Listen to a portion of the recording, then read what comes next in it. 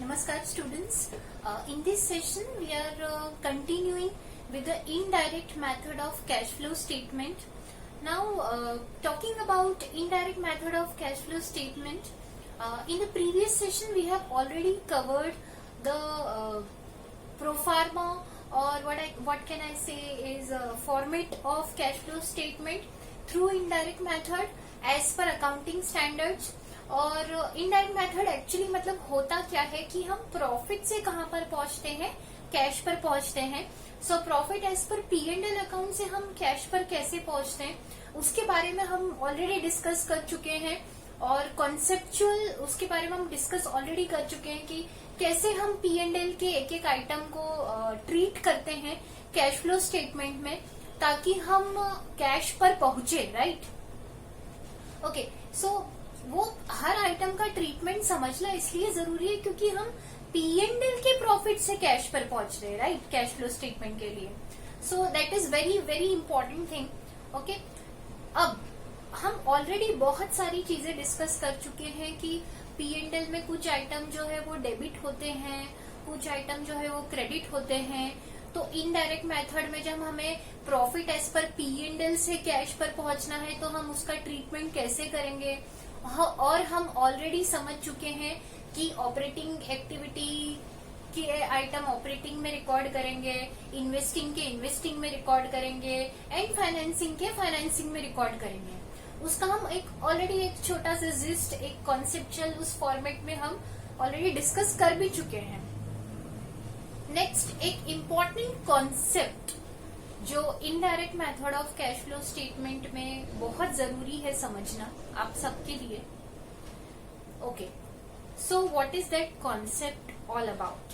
Okay, थोड़ा सा उस कॉन्सेप्ट को अब समझने के लिए कैश फ्लो स्टेटमेंट की ही मैं खाली बात नहीं करूंगी. मैं अभी फॉर फ्यू मिनट्स, और आई कैन से इस सेशन के लिए अभी cash flow as a object को आप भूल जाइए. एक कॉन्सेप्ट में समझा रही हूँ particularly which is related to in this session that I am going to cover it. और वो कॉन्सेप्ट में इसलिए समझा रही हूँ क्योंकि वो आपको indirect method of cash flow statement preparation में हेल्प करेगा. और अगर आप वो नहीं समझेंगे तो डेफिनेटली आप कैश फ्लो स्टेटमेंट प्रिपेयर नहीं कर पाएंगे. सो अभी कैश फ्लो स्टेटमेंट की बात करने से पहले हम उस कॉन्सेप्ट की बात करते हैं. Okay, so now let's discuss about some business transactions. Okay, so for understanding the concept. ठीक, सो अभी कैश फ्लो को थोड़ा सा भूल जाइए. हम कुछ बिजनेस से रिलेटेड बात करते हैं, या ऐसे में बिजनेस ट्रांजेक्शन की आपसे बात करने वाली हूँ जो हमें हेल्प करने वाले हैं वो कॉन्सेप्ट समझने के लिए. Okay, fine. सो बिजनेस का मतलब क्या होता है, आप बिजनेस क्यों करते हैं? ताकि आप ट्रांजैक्शन कर पाए. एक्चुअली बिजनेस का ट्रांजैक्शन क्या है, जो बिजनेस का मोटो है, जो ऑब्जेक्टिव है, वो कौन से ट्रांजैक्शन करना है. Usually business is all about जो भी प्रोडक्ट आपके पास है उसे सेल करना. Right, so sale is the major thing. Okay, sale नहीं होगा तो आपके पास कैश नहीं होगा, कैश का फ्लो नहीं होगा, आपको प्रॉफिट नहीं होगा. सेल नहीं होगा तो आप आपके खर्चे नहीं निकाल पाएंगे. There are lot of things which will not happen in business. So business is all about sales. आपका जितना ज्यादा टर्नओवर होगा, जितना ज्यादा सेल होगा, उतना ही आपके लिए अच्छा है. Okay, so first thing which is required for business is sale. Right, fine. अब ये सेल होगा कैसे? सेल कैसे होगा? सेल करने के लिए आपके पास प्रोडक्ट होना चाहिए. प्रोडक्ट, अगर मैं किसी भी मटेरियलिस्टिक प्रोडक्ट की बात करूं, राइट, जैसे नॉर्मली आप जाते हैं मार्केट में, शॉपिंग करते हैं या ऑनलाइन शॉपिंग करते हैं, तो आप कुछ खरीद रहे हैं. राइट, ओके, आप कुछ खरीद रहे हैं तो से सपोज मान लीजिए कि मैं कुछ भी सेल कर रही हूँ. से सपोज मैं ये पेन सेल कर रही हूँ, या मैं ये डस्टर सेल कर रही हूँ, कोई भी प्रोडक्ट मैं सेल कर रही हूँ. ओके, उस प्रोडक्ट को सेल करने के लिए मार्केट में मेरे पास पहले तो वो प्रोडक्ट होना चाहिए. Okay, either I am a retailer और अ होलसेलर, और I may be a manufacturer of the product. अगर मैं मैन्युफैक्चरर हूँ तो मैन्युफैक्चरर के लिए सबसे ज्यादा जरूरी है कि वो रॉ मटेरियल खरीदे। अगर मैं डिस्ट्रीब्यूटर या रिटेलर होलसेलर भी हूँ तो कहीं ना कहीं से मुझे ये सब प्रोडक्ट खरीदने पड़ेंगे। पहले सेल करने से पहले इम्पोर्टेंट है कि मैं वो स्टॉक या जो भी प्रोडक्ट जिसे मैं जो मेरे लिए स्टॉक है, जो मेरे लिए एज अ बिजनेस एंटिटी जो मेरे लिए स्टॉक है, वो मुझे कहीं ना कहीं से क्या करने पड़ेंगे, परचेस करने पड़ेंगे। तो सेल से पहले इम्पोर्टेंट चीज क्या आएगी, परचेस। ओके, अच्छा परचेस क्या करना है मुझे, stock. So I'll just start with this.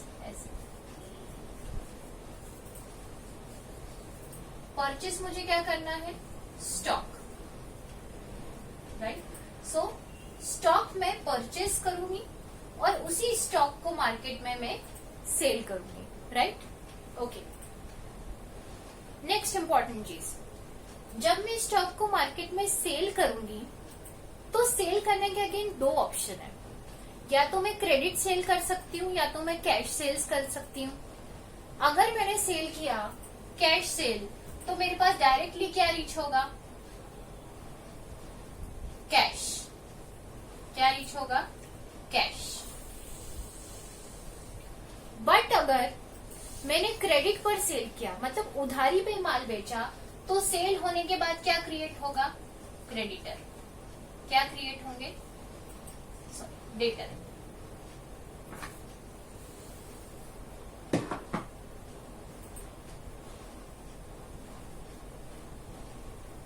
जब हम उधारी पर माल बेचेंगे तो क्या क्रिएट होंगे, डेटर। जब आप कैश में माल बेचेंगे तो आपके पास क्या आएगा, कैश आएगा।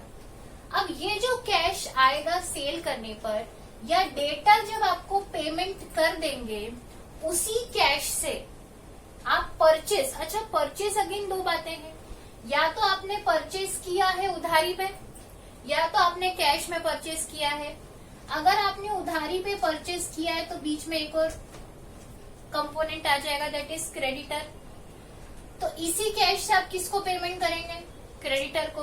अगर आपने कैश में परचेस किया है तो डायरेक्टली आप कैश के थ्रू परचेस कर सकते हैं। Got it? दैट मीन्स ये जो पूरा साइकिल है, this is a cycle, right, कि आप माल खरीद रहे हैं क्रेडिटर से उधारी पे, या आप कैश में माल खरीद रहे हैं। उसी माल को या तो आप कुछ मैन्युफैक्चर करते हैं या उसी माल को पैक करते हैं, या एज अ होलसेलर या रिटेलर आप मार्केट में सेल कर देते हैं। सेल करने के दो ऑप्शन है, या तो आप कैश में करेंगे या तो क्रेडिट में। अगर क्रेडिट में करेंगे तो डेटर क्रिएट होंगे, अगर कैश में करें तो डायरेक्टली कैश आ जाएगा। डेटर जब आपको कैश पेमेंट करेंगे तो उसी कैश से जो आपको सेल से आया है, उसी कैश से आप क्रेडिटर को पेमेंट कर पाएंगे, या उसी कैश से आप अगेन जो आपका रॉ मटेरियल या जो स्टॉक है उसे आप खरीद पाएंगे। सो this is a complete cycle. ये बिजनेस ट्रांजैक्शन की साइकिल है और ये प्रॉपर इंटरवल्स में चलती रहनी चाहिए। देखिए सिंपल सी बात है, अगर ये कैश आइटम नहीं है ना आपके पास तो आप स्टॉक नहीं खरीद पाओगे। स्टॉक नहीं खरीद पाओगे तो आप सेल भी नहीं कर पाओगे। सेल नहीं कर पाओगे, बिजनेस का टर्नओवर ही नहीं है। टर्नओवर नहीं है, कोई एक्सपेंसेस आप रिकवर नहीं कर पाओगे, आपका प्रॉफिट ही नहीं हो पाएगा। मोस्ट इम्पोर्टेंट चीज, ये साइकिल इस तरह से मेंटेन रहनी चाहिए कि ये जो कैश की लिक्विडिटी है ये मेंटेन रहे। Got it? सो ये जो साइकिल है ना, अब उस कॉन्सेप्ट का मैं नाम ले रही हूं जो कॉन्सेप्ट एक्चुअली आप समझ रहे हैं। This cycle is called as working capital cycle. This cycle is called as working capital cycle. क्यों वर्किंग कैपिटल साइकिल? बिकॉज जो डे टू डे के ऑपरेशंस के लिए आपको पैसा चाहिए। अच्छा, डे टू डे ऑपरेशंस है क्या बिजनेस के? Day to day activity business की है क्या? सेल परचेज है ना। डे टू डे एक्टिविटी क्या है बिजनेस की? सेल परचेज है ना, आपको वही करना है ना, राइट?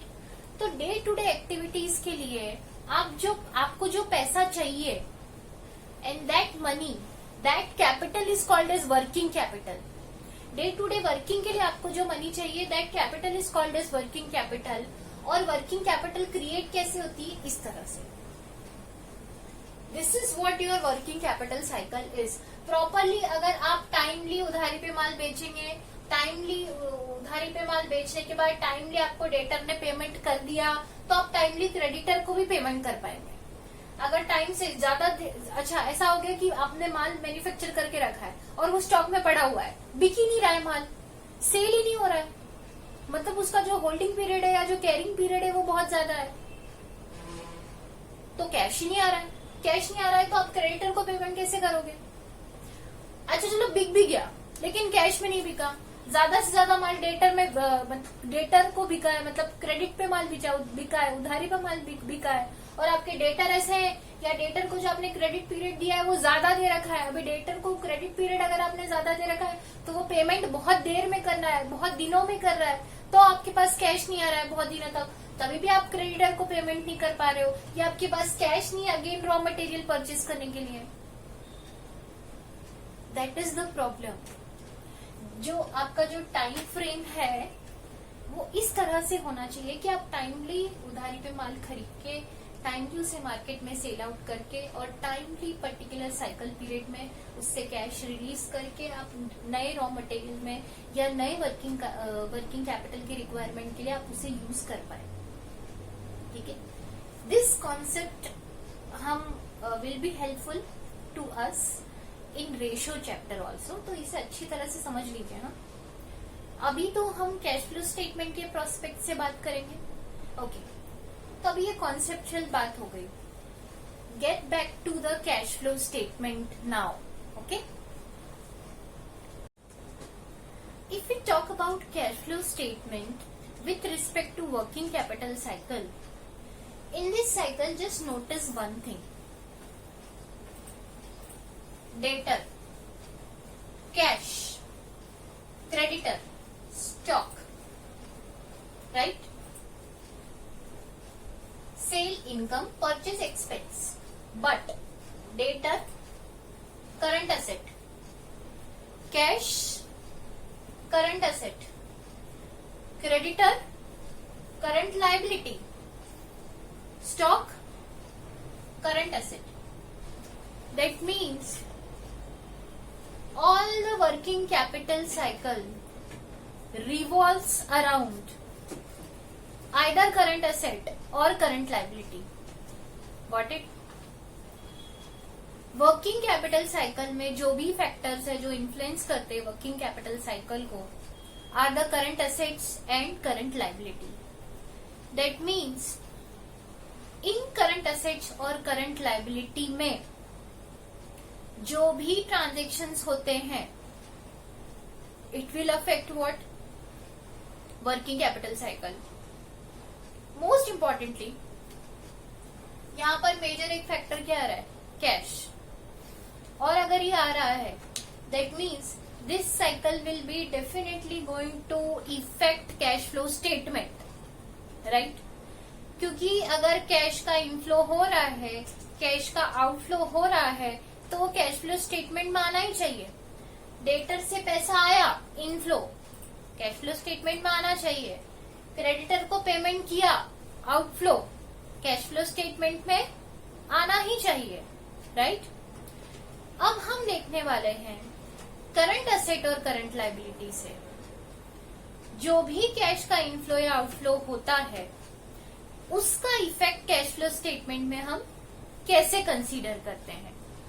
नेक्स्ट इंपॉर्टेंट चीज, अगर आप वर्किंग कैपिटल साइकिल को देखेंगे तो जितना भी ये करंट असेट्स और करंट लायबिलिटी से कैश का इनफ्लो आउटफ्लो हो रहा है ये आपकी डे टू डे वर्किंग है। इन द सेंस स्टॉक खरीदना बेचना ये तो रेगुलर बिजनेस ट्रांजेक्शन्स है ना, राइट? मतलब ये तो आपकी ऑपरेशनल एक्टिविटी है। अगर डेटर से पेमेंट आ रहा है, क्रेडिटर को पेमेंट कर रहे हो, कैश में माल खरीद रहे हो, कैश में माल बेच रहे हो, this is your day to day operations. Current asset या करंट लायबिलिटी से इनफ्लो या outflow is your day to day operations because this is your working cycle, this is your working activity business की। और अगर ये day to day operations है या ये ऑपरेशनल एक्टिविटी है तो इसका मतलब करंट असेट या करंट लायबिलिटी से कैश का इनफ्लो या आउटफ्लो। कैश फ्लो स्टेटमेंट में कौन सी एक्टिविटी है? ऑपरेटिंग एक्टिविटी है। कौन सी एक्टिविटी है? ऑपरेटिंग एक्टिविटी है। दैट मीन्स करंट एसेट या करंट लायबिलिटीज है, इनफ्लो या आउटफ्लो हम कैश फ्लो स्टेटमेंट में शो करेंगे under the head cash flow from operating activity. Got it? इसका मतलब cash flow from operating activity का एक बहुत ही इंपॉर्टेंट पार्ट है करंट एसेट या करंट लायबिलिटी से इनफ्लो, या फिर मैं कहूं इनफ्लो या outflow from working capital. Got it?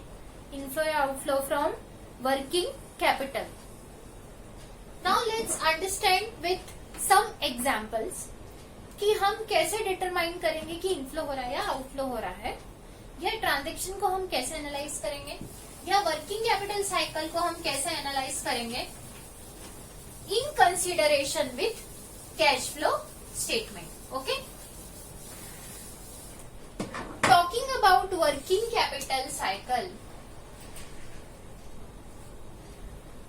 as I have already told you that it will cover current asset item और current liability item। से सपोज मान लीजिए मैं डेटर को लेती हूँ, ठीक? डेटर क्या है? एक करंट एसेट है। डेटर क्या है? एक करंट एसेट है। नाउ अगर डेटर को मैं कंसीडर करूं, से सपोज मान लीजिए कि मेरे जो डेटर है वो उसका पहले बैलेंस था 1 लाख रुपए। कितना बैलेंस था? 1 लाख। और अब करंट पीरियड में उसका बैलेंस हो गया है 80,000। क्या हो गया है? 80,000। मतलब आपके डेटर का बैलेंस क्या हो गया है? चेंज हो गया है। मोस्ट इंपॉर्टेंट वर्ड मैं यूज कर रही हूं यहाँ पर, change. The word is change. Previous period से डेटर का बैलेंस क्या हो गया है? कम हो गया है। कितने से कम हो गया है? 20,000 रुपीज से कम हो गया है। ये कितने से कम हुआ है? 20,000 रुपीज से कम हुआ है। ओके, मतलब डेटर से हमें कितना लेना बाकी था? डेटर मतलब कौन होता है? वही होता है ना जिससे हमें पैसे लेना बाकी है। उससे कितने पैसा लेना बाकी था? 20,000। बट अब हमें उससे कितना लेना बाकी है? सारे डेटर से कितना पैसा लेना बाकी है? 80,000। इसका मतलब 20,000 हम ऑलरेडी डेटर से रिसीव कर चुके हैं। डेटर ने हमें 20,000 का पेमेंट कर दिया है, तभी तो 1 लाख से डेटर कितने हो गए? 80,000 हो गए, राइट? इसका मतलब डिक्रीज इन डेटर, ये डिक्रीज हुआ है ना, डिक्रीज इन डेटर, राइट? का मतलब क्या हुआ? 1 लाख से 80,000 हो गए डेटर, मतलब पैसा आया है, मतलब 20,000 का पैसा आया है। डेटर्स ने हमें पेमेंट कर दिया है, तभी तो डेटर्स का बैलेंस क्या हो गया है? कम हो गया है। So this is your inflow. This is your inflow with respect to cash flow statement में बात कर रही हूँ। करंट एसेट का बैलेंस चेंज हो गया, राइट? इसका मतलब ऑपरेटिंग एक्टिविटी में ये जो 20,000 का इनफ्लो है, ये क्यों हो रहा है? ये हो रहा है due to decrease in debtors. कितने का इनफ्लो बताएंगे हम? 20,000 में दिखाएंगे। अब ये पार्ट का है? वर्किंग कैपिटल का है। तो ऑपरेटिंग एक्टिविटी में हम कैश फ्लो स्टेटमेंट में एक हेडिंग लेंगे जिसे हम कहेंगे चेंजेस इन वर्किंग कैपिटल। जिसे हम क्या कहेंगे? Changes in working capital. और उस हेड में हम शो करेंगे डिक्रीज इन डेटर। डेटर से पहले हमें 1 लाख रुपए लेना बाकी था, अब हमें कितना लेना बाकी है? 80,000 लेना बाकी है। मतलब करंट एसेट का क्या हो गया? बैलेंस कम हो गया है। डेटर का बैलेंस क्या हो गया है? कम हो गया है। इसका मतलब 20,000 का उन्होंने हमें पेमेंट कर दिया होगा। 20,000 का उन्होंने अगर हमें पेमेंट कर दिया है, मतलब ये क्या है? इनफ्लो है। Got it? So decrease in debtors मतलब क्या हो गया? इनफ्लो हो गया। बात समझ में आई? एक और पॉइंट हम कंसीडर करते हैं। सपोज डेटर को ही हम लेते हैं, ये अगेन करंट एसेट है। मैम जरूरी थोड़ी ना डेटर का बैलेंस हमेशा कम ही हो, कभी इंक्रीज भी तो हो सकता है। तब हम क्या लेंगे, चलो वो देख लेते हैं, वो कंसीडर कर लेते हैं। प्रीवियस पीरियड में सपोज डेटर आपके 1 लाख थे, अब डेटर आपके हो गए हैं 1,20,000। इसका मतलब ये डेटर बढ़ गया है, डेटर का बैलेंस क्या हो गया है, इंक्रीज हो गया है। Got it. और अगर ये डेटर का बैलेंस इंक्रीज हो गया है, इसका मतलब डेटर्स ने आपको पेमेंट किया नहीं है। अगर पेमेंट कर देते तो ये बैलेंस क्या हो जाता है, डिक्रीज, राइट। डेटर मतलब कौन, जिससे हमें पैसे लेना बाकी है, जिससे हमें पैसे रिसीव करना बाकी है। पहले भी हमारा रिसीवेबल कितना आ रहा था, 1 लाख, अब रिसीवेबल और बढ़ गया, मतलब 1,20,000 हो गया, मतलब और रिसीवेबल बढ़ गया, मतलब हमें इनसे इस ड्यूरेशन में रिसीव हुआ नहीं है, पेमेंट आया नहीं है, मतलब ये इनफ्लो नहीं है। ध्यान दीजिए, मतलब ये इनफ्लो नहीं है। कैश के प्रोस्पेक्ट से अगर आप सोचेंगे, क्योंकि अभी आपको कैश फ्लो स्टेटमेंट के कैश फ्लो स्टेटमेंट को ध्यान में रखते हुए सोचना है, राइट। तो कैश के अगर प्रोस्पेक्ट से अगर मैं सोचूं तो ये इनफ्लो नहीं है। बट अगर मैंने डेटर 1 लाख से डेटर 1,20,000 हो गए, इसका मतलब मैंने और उधारी पे माल बेचा है।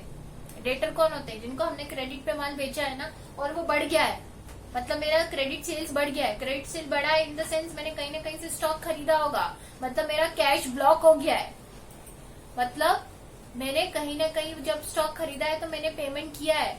इसका मतलब 20,000 का ये इनफ्लो नहीं है, ये क्या है, आउटफ्लो है। ये क्या है, आउटफ्लो है। तो 20,000 रुपीज जो चेंज आया है, और वो क्या चेंज आया है, इंक्रीज इन डेटर है।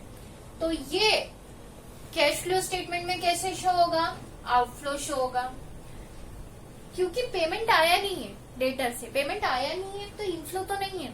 लेकिन मैंने उधारी पे माल तो बेचा ना, मतलब मेरी क्रेडिट सेल्स तो बढ़ी है ना, क्रेडिट सेल्स बढ़ गई है, मतलब मैंने स्टॉक कहीं ना कहीं से खरीदा है, मतलब मैंने उन्हें पेमेंट किया है कहीं ना कहीं 20,000 रुपीज का कैश में। तो ये क्या है मेरे लिए, आउटफ्लो है। अगेन आप ये आउटफ्लो शो करेंगे, क्या शो करेंगे, इंक्रीज इन डेटर्स। कौन सी एक्टिविटी में, ऑपरेटिंग एक्टिविटी में, क्योंकि ऑपरेशनल एक्टिविटी है। ऑपरेटिंग एक्टिविटी में ये कौन से हेडिंग में आएगा, changes in working capital. Again तो जितनी भी करंट असेट या करंट लायबिलिटी में इंक्रीज या डिक्रीज होता है, तो उससे आपको डिटरमाइन करना है कि कैश का इनफ्लो हो रहा है या आउटफ्लो हो रहा है। इनफ्लो हो रहा है तो पॉजिटिव, आउटफ्लो हो रहा है तो नेगेटिव। लेकिन चूंकि ये सारे आइटम किससे रिलेटेड है, वर्किंग कैपिटल से रिलेटेड है, तो हम इसे कौन सी एक्टिविटी में शो करेंगे, ऑपरेटिंग। ऑपरेटिंग में भी हम क्लियर कर देंगे कि ऑपरेटिंग में अब हम एडिंग डाल देंगे कि चेंजेस इन वर्किंग कैपिटल। उसमें बता देंगे कि भाई करंट असेट इंक्रीज हो रही है या डिक्रीज हो रही है, तो उससे इनफ्लो हो रहा है या आउटफ्लो हो रहा है। Got it. ये तो हमने अभी एक ही आइटम डिस्कस किया। करंट असेट में और भी आइटम होते हैं, या करंट लायबिलिटी के और आइटम होते हैं। लेट्स डिस्कस कि वो आइटम लेके देखते हैं कि उससे कैसे पता करेंगे कि कैश का इनफ्लो हो रहा है या आउटफ्लो हो रहा है, राइट।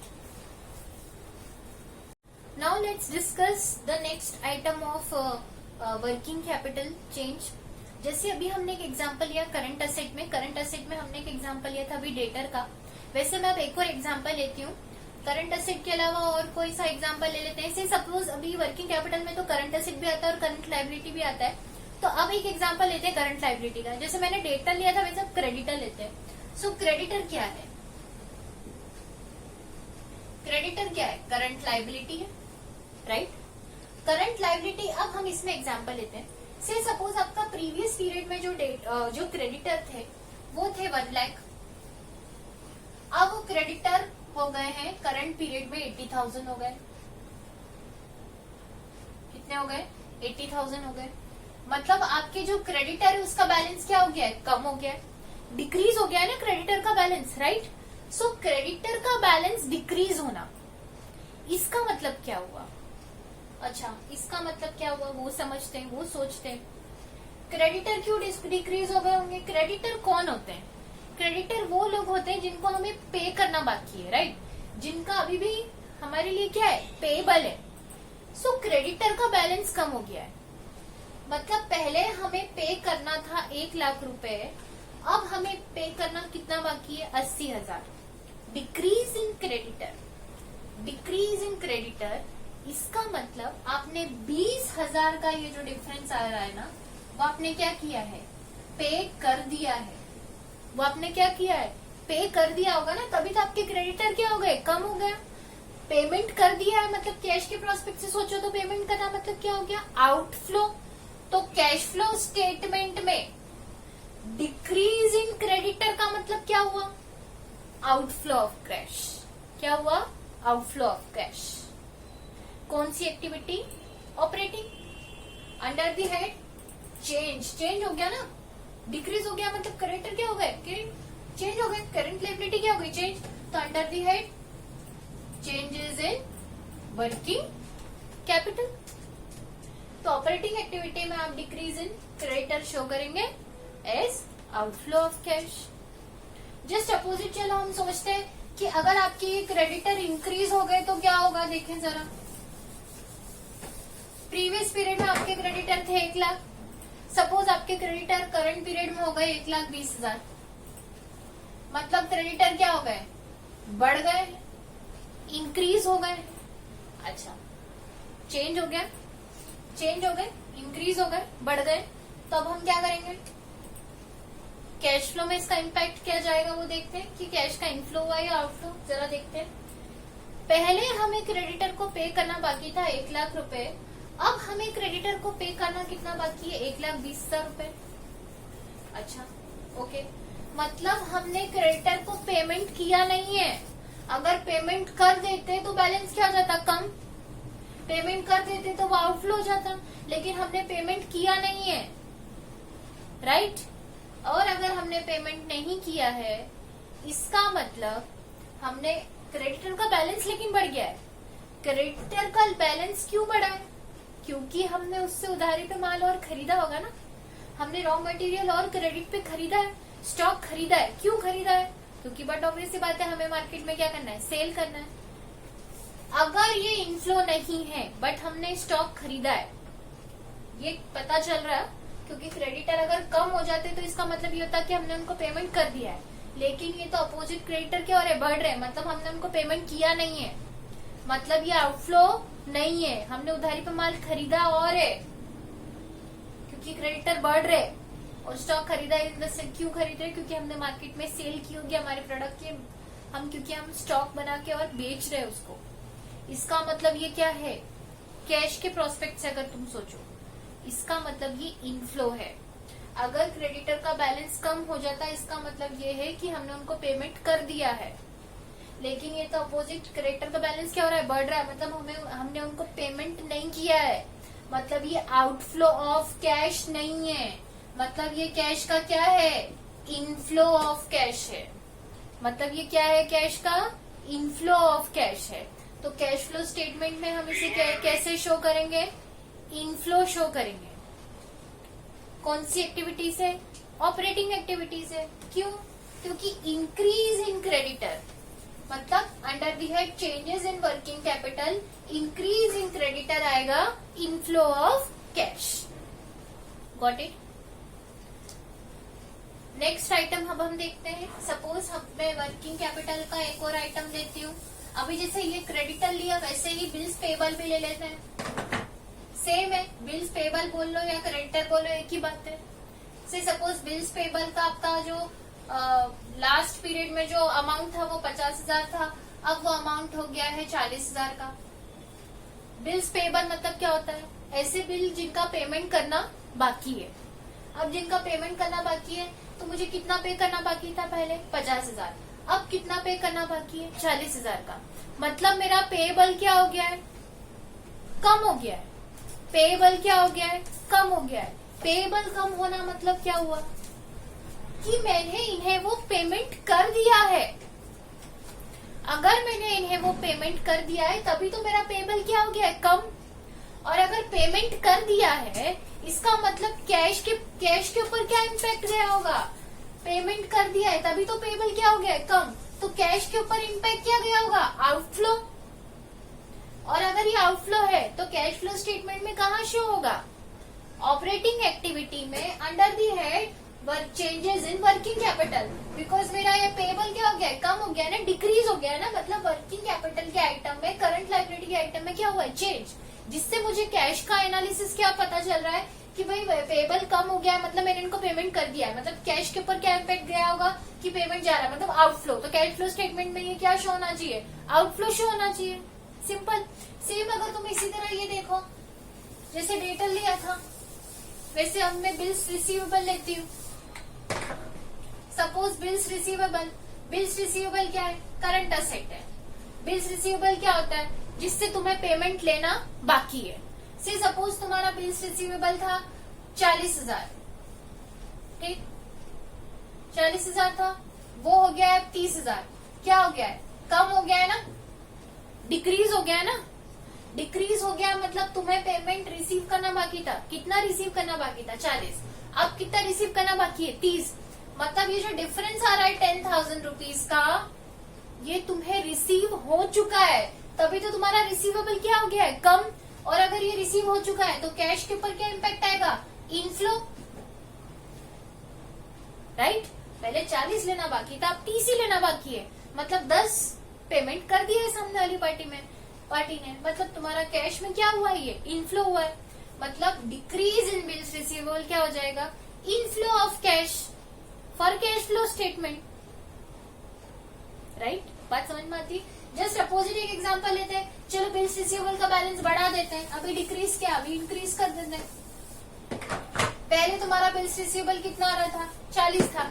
अभी से सपोज मैं बिल्स रिसीवेबल लेती हूँ 50,000 का, मतलब तुम्हारा बिल्स रिसीवेबल का बैलेंस क्या हो गया? बढ़ गया है, मतलब ये इंक्रीज हो गया। चेंजेस में क्या है? इंक्रीज हो गया है। पहले मुझे कितना लेना बाकी था? 40। अभी मुझे कितना लेना बाकी है? 50। मतलब ये बिल्स ने पेमेंट नहीं किया है। अगर वो लोग मुझे पेमेंट कर देते या मुझे रिसीव हो जाता तो ये बैलेंस क्या हो जाता? कम। पर उन्होंने पेमेंट नहीं किया है, ये बैलेंस तो क्या हो गया? और बढ़ गया है। मतलब पेमेंट अगर करते तो पैसा आता तो वो मेरे लिए क्या होता? इनफ्लो। मतलब अगर ये डिक्रीज होता तो इनफ्लो होता, राइट। लेकिन ये उल्टा बैलेंस क्या हो गया है? बढ़ गया है। अच्छा, बिल्स रिसीवेबल क्यों बढ़ा होगा?